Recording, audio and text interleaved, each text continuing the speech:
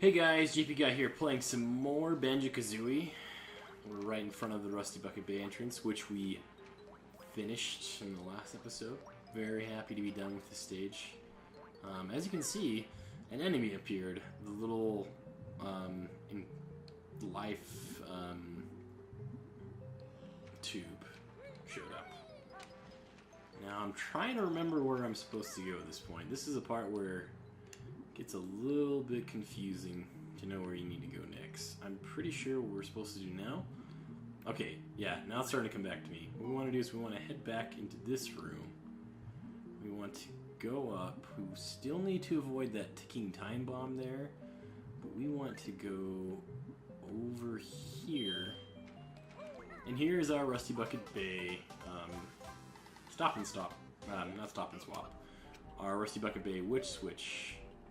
G. That's kind of nice that despite the fact that it was hard to get in the stage, it's actually super easy to get in Gruntilda's lair. Once you have the switch done, all the difficulties finished. What we want to do now is we want to climb up here. We have 787 notes. At some point I still need to go find that last note in Freezy Peak, as well as collecting those last couple notes in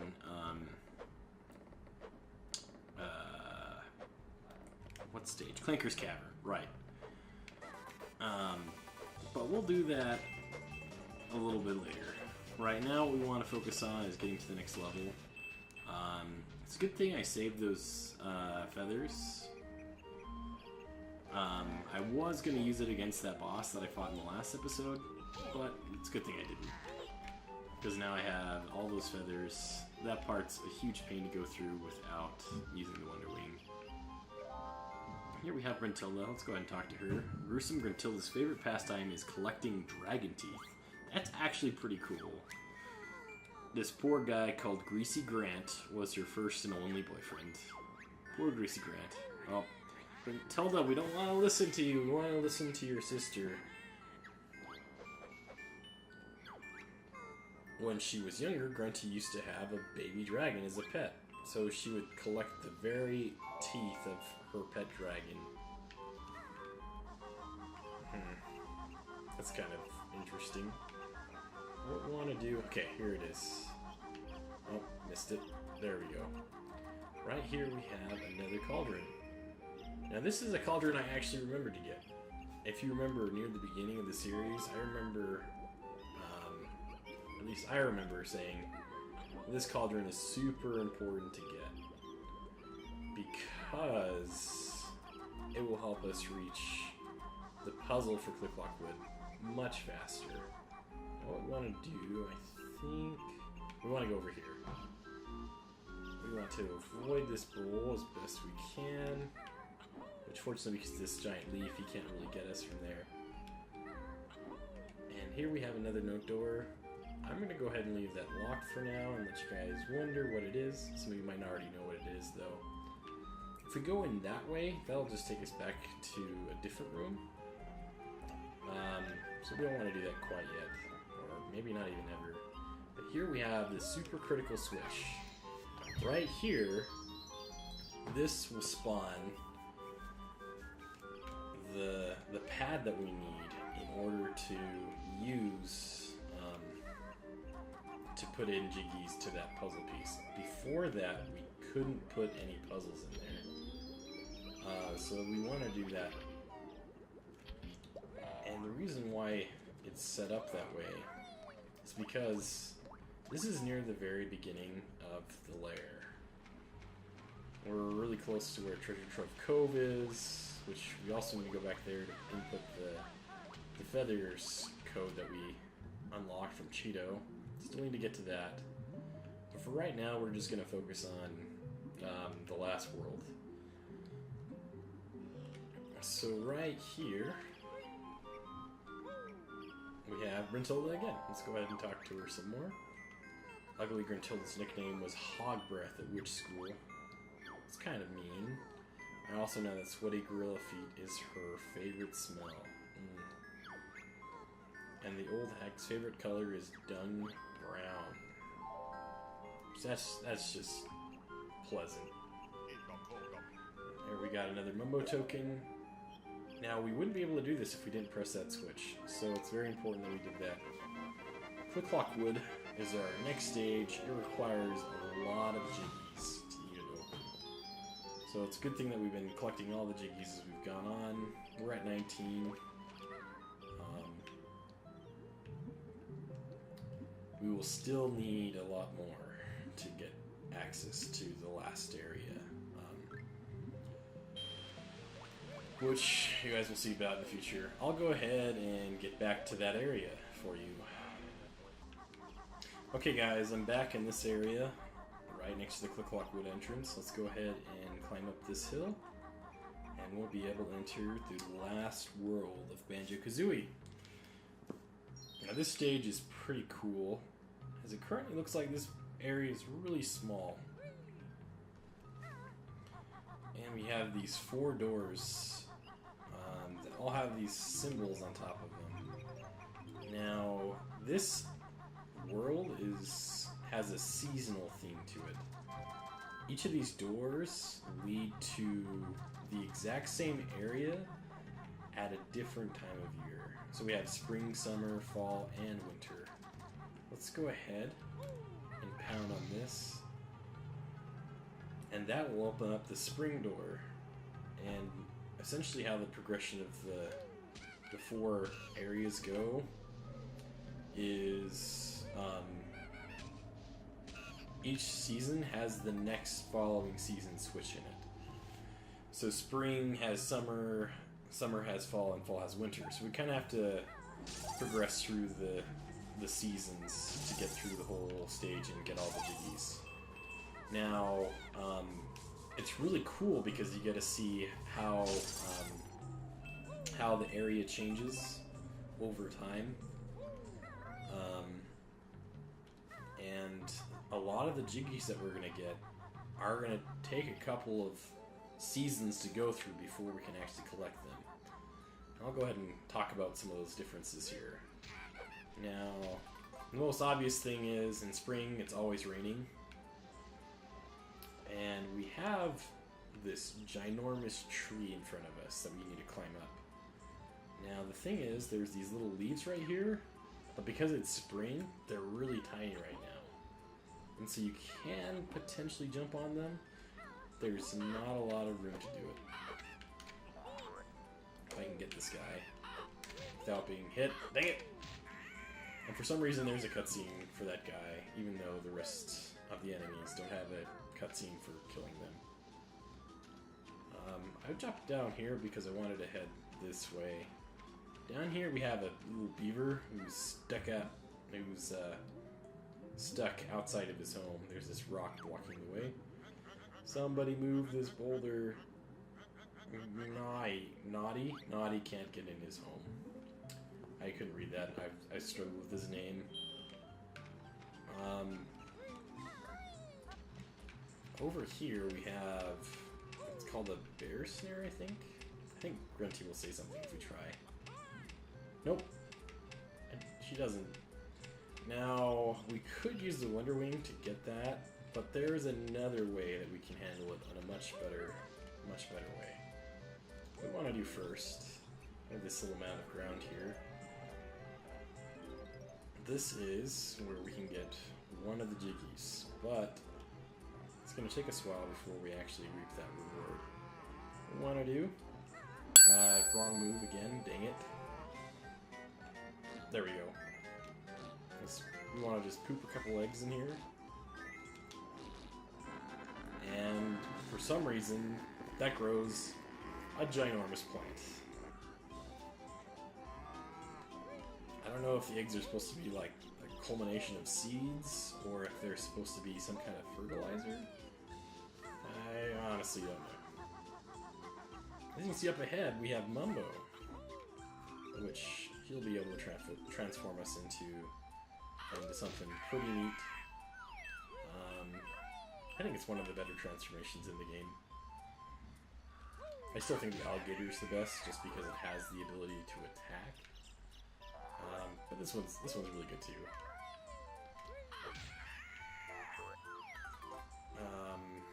For now, I think I will go give Mumbo a visit. Let's go ahead and enter Mumbo's school. Now, I put on those boots because there's those vines that are right there.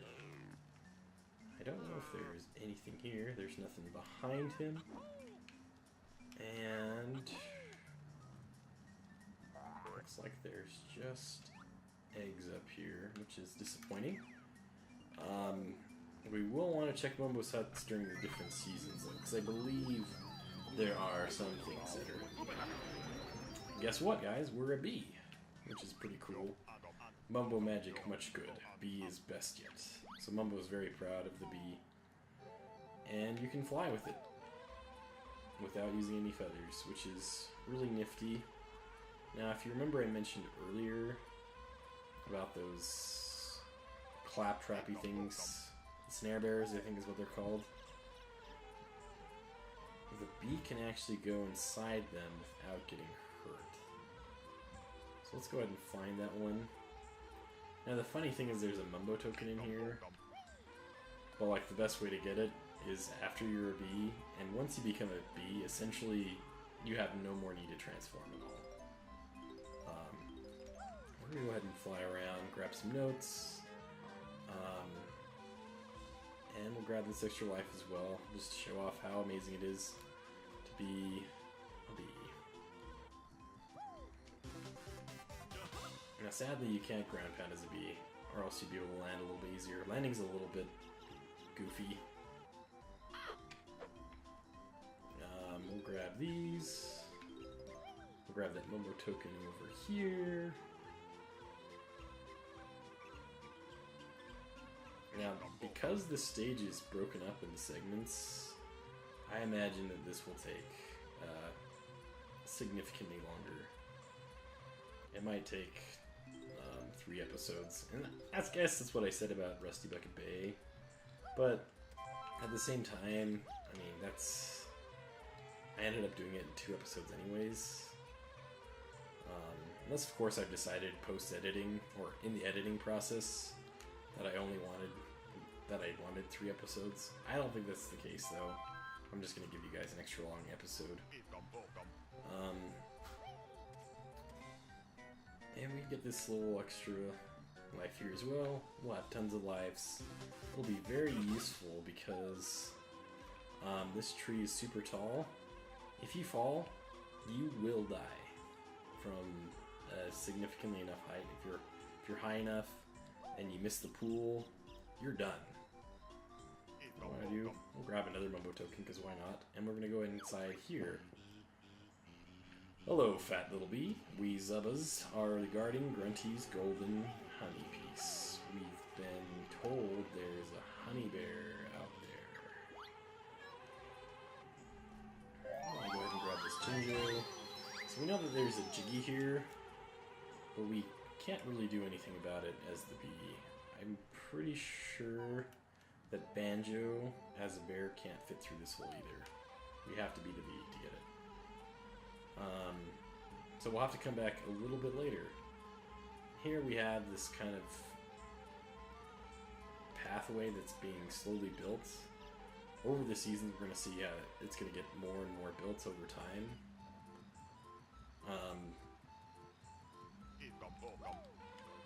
The reason why I'm using the bee is because a lot of the area is underdeveloped, and it's a lot easier to get around as the bee. Now, that being said, you still have to come up here as Banjo eventually, because the bee can't hit the summer switch that we just passed by, and the bee also can't do a lot of the other things that we need to do, like break open doors. But we want to just keep flying around and do all we can as the bee first, and then we'll go ahead and explore everything else with Banjo. Do everything we absolutely cannot do without Banjo. Now I believe this may be the highest point that you can access. I'm not sure. I thought it was. I mean, I thought there was a different place that you can only access as the bee. But I think that might be it.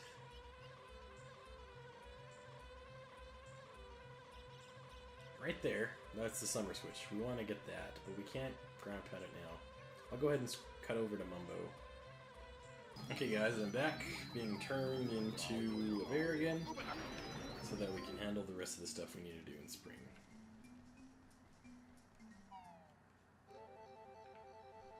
So now that we are bear and bird again, what we want to do, grab these boots, head back, walk through these nasty pokey vines, which is nuts how many there are. Stitch the boots, and we want to start our ascension. Looks like he's already gone. I just wanted to make sure, just so I didn't get any unpleasant surprise. Let's go ahead and take this guy out. We want to head this way.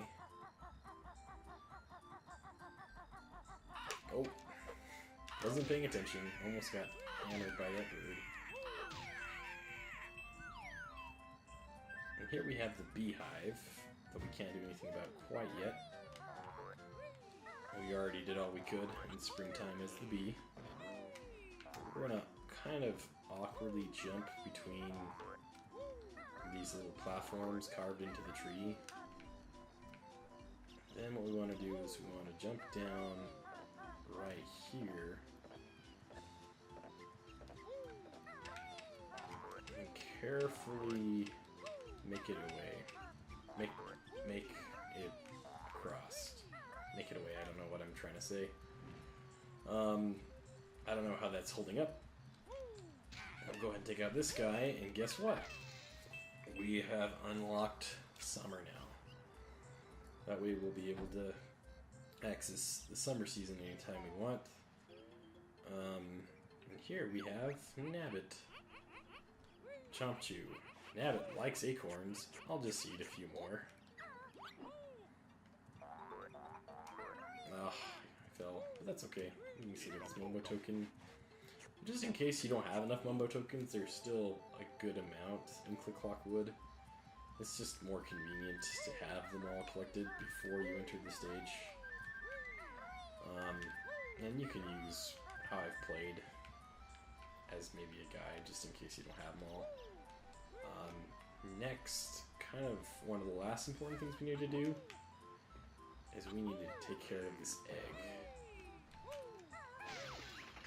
And here we have a baby eagle, Eerie. So we need to hatch her, and in Banjo-Kazooie, we hatch things by ground pounding on them. But unlike Bubblegoop Swamp Egg, it actually has a bird in it. Now this jumping platform section is a little bit hard.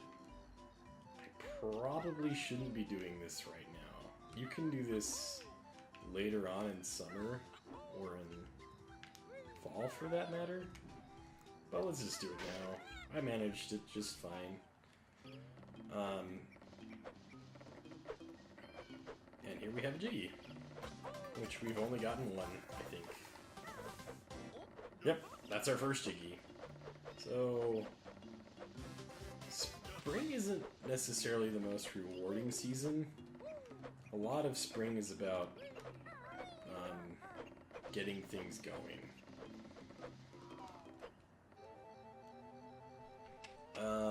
I'm looking at the clock, guys, and it looks like I need to ramp up. So thanks so much for watching. If you liked this episode, make sure to show that by hitting that like button. If you want to see more of my content, please make sure to subscribe, and that way you can see more Banjo-Kazooie coming your way. Thanks so much for watching. Bye!